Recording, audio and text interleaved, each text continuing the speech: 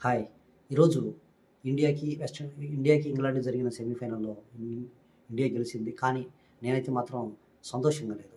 ఎందుకంటే 253 పరుగులు కొట్టి 7 పరుగుల తేడాతోటి ఓడిపోవటం అనేది ఐ మీన్ వాళ్ళు బాగా టాలెంటెడ్ అయ్యి కొడితే ఖచ్చితంగా నేను ఒప్పుకుంటాను. కానీ మన తల్లి ఆ టాలెంట్‌ని చెరిపేసే బుమ్రా ఉండంగా, బుమ్రాని సరైన సమయంలో యూజ్ చేయకుండా జస్ట్ ఒక ఓవర్ ఉపయోగించి, ఆ ఒక్క ఓవర్‌లో బుమ్రా బ్రూక్‌ని తీసేసిన తర్వాత మళ్ళీ 12వ ఓవర్ దాకా తన చేత ఓపిక లేపించుకోకుండా ఈలోపు విచిత్రం ఏంటంటే వరుణ్ చక్రవర్తి రైట్ హ్యాండర్స్‌కి ఏసిన ప్రతిసారి వికెట్ తీస్తున్నాడు. లెఫ్ట్ హ్యాండర్స్ ఏసిన ప్రతిసారి సిక్స్ కొట్టేస్తున్నాడు.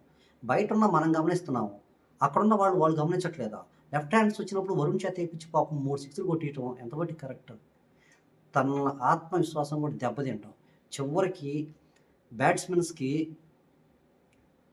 ఫార్మ్ ఇచ్చి బుమ్రాని కూడా కొట్టించటం అంటారనమాట.